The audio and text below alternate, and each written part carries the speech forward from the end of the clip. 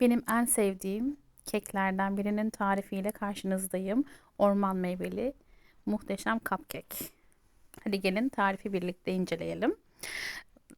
Hızlandırılmış bir şekilde videoyu izleyeceksiniz. Ben altı detayları yazıyor olacağım. Herkese şimdiden mutlu yıllar.